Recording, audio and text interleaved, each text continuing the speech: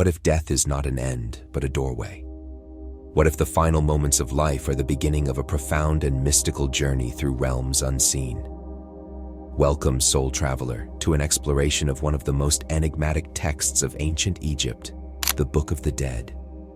Much like its Tibetan counterpart, the Egyptian Book of the Dead is not just a manuscript, but a profound spiritual guide to navigating the afterlife.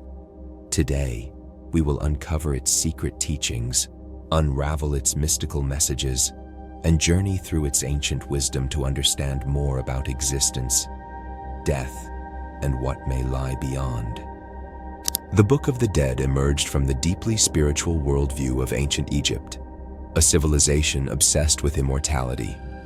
Its origins trace back to earlier funerary texts, such as the pyramid texts found in the burial chambers of Old Kingdom pharaohs and the coffin texts inscribed on the coffins of Middle Kingdom elites. Over centuries, these texts evolved into the Book of the Dead, which became widely used during the New Kingdom period, circa 1550 to 1070 BCE. The ancient Egyptians believed that life and death were two halves of the same journey. Death was not seen as the end, but as a continuation of life in a different form. The Book of the Dead served as a guide, ensuring that the deceased could navigate the treacherous terrain of the afterlife and reach the field of reeds, a paradise where they could live eternally. The text was written on papyrus scrolls and often placed in the tomb alongside the deceased, personalized with their name and specific instructions. The evolution of these texts reflects the growing complexity of Egyptian spirituality. Initially exclusive to royalty, these texts gradually became accessible to the broader elite, and by the New Kingdom, even those of moderate means could include excerpts from the Book of the Dead in their burial arrangements. The journey through the Duat, the Egyptian underworld, is at the heart of the Book of the Dead. The Duat is a mystical and perilous realm filled with gates, guardians, and trials that the soul must overcome to reach eternal life. Each night, the sun god Ra himself travels through the Duat, battling chaos to rise again in the morning. In death, the soul embarks on a similar journey, guided by the spells and instructions in the Book of the Dead. The journey begins with the opening of the mouth ceremony, a ritual performed during mummification.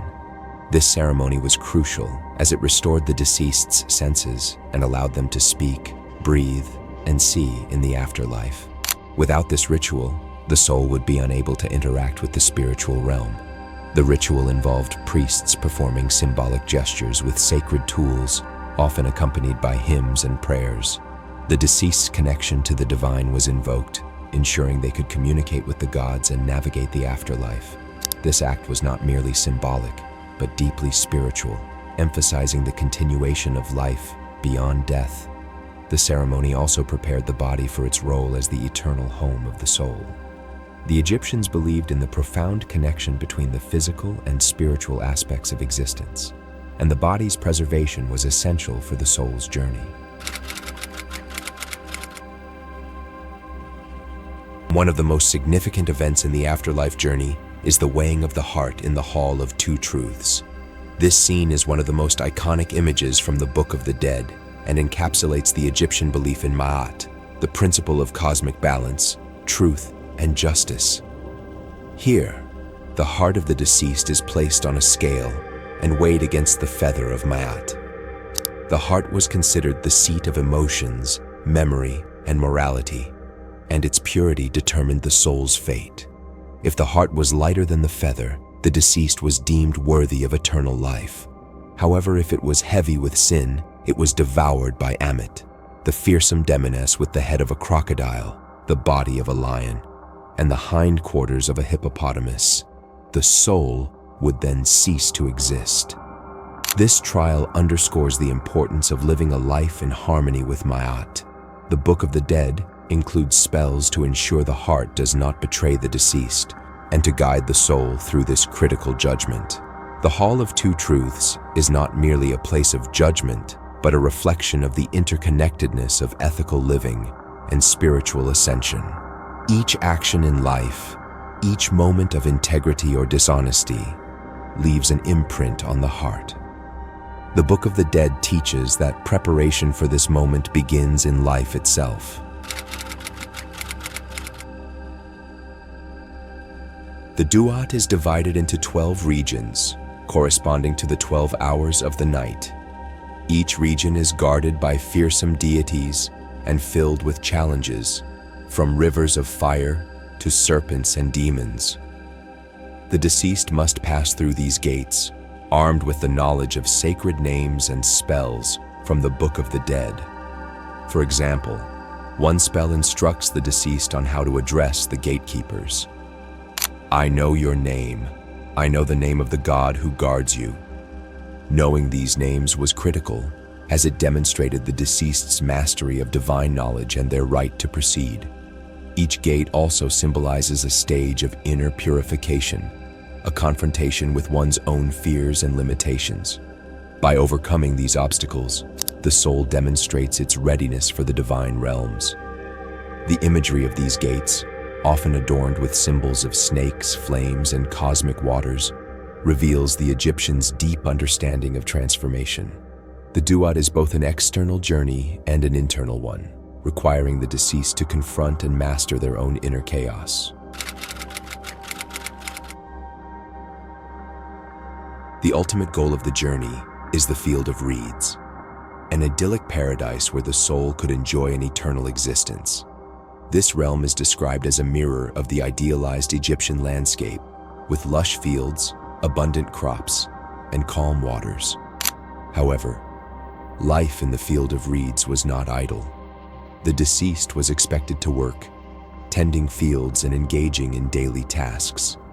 To ease this labor, many tombs included Shapti figurines, small statues inscribed with spells from the Book of the Dead. These figurines would magically come to life and perform tasks on behalf of the deceased, ensuring a comfortable afterlife. The Field of Reeds represents more than a reward. It is a continuation of the harmonious balance sought in life. Here, the soul lives in unity with the divine order, free from the chaos of the physical world. The field also reflects the Egyptians' belief that eternal life was not static, but a dynamic continuation of one's earthly existence, elevated to its highest potential.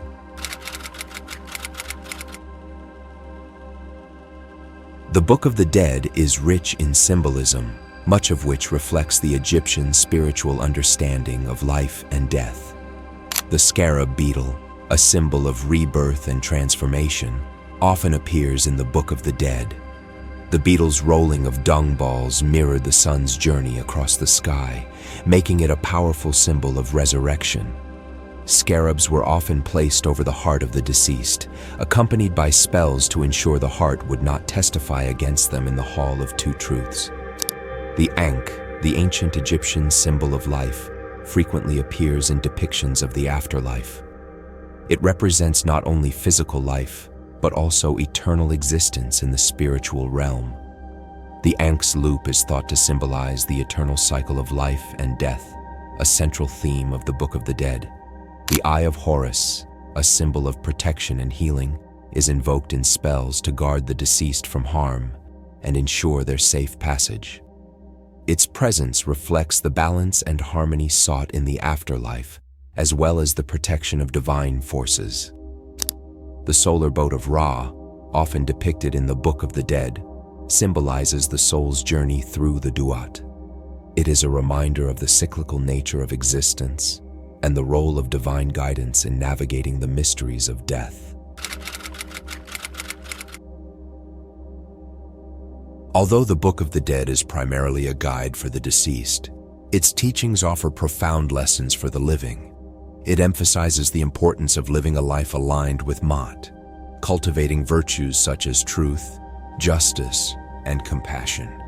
It reminds us that our actions have consequences, not only in this life, but also in the afterlife.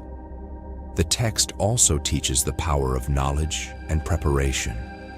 Just as the deceased must learn the names of gatekeepers and the spells to navigate the Duat, we too must prepare ourselves for life's challenges by seeking wisdom and understanding. By studying the Book of the Dead, we are encouraged to reflect on our mortality and the legacy we leave behind. It teaches us to prepare for the inevitable transition, not with fear, but with wisdom and understanding. The Egyptian Book of the Dead is far more than an ancient artifact. It is a profound spiritual guide that transcends time and culture. It invites us to contemplate the mysteries of existence, to confront our fears of death, and to live with integrity and purpose. As we journey through its teachings, we discover not only the secrets of the afterlife, but also the keys to living a meaningful life. In the end, the Book of the Dead reminds us that death is not the end but a transformation, a doorway to eternity. Like the ancient Egyptians, we too can prepare for this journey, armed with the wisdom of those who walked this path before us. Thank you for watching this video. If you enjoyed this exploration into the mysteries of the Egyptian afterlife, make sure to like, comment, and subscribe for more journeys into the unknown. Let us know in the comments what intrigues you most about the Book of the Dead and what other topics you'd like us to cover. Until next time, keep seeking, keep learning, and may the light of wisdom guide your path.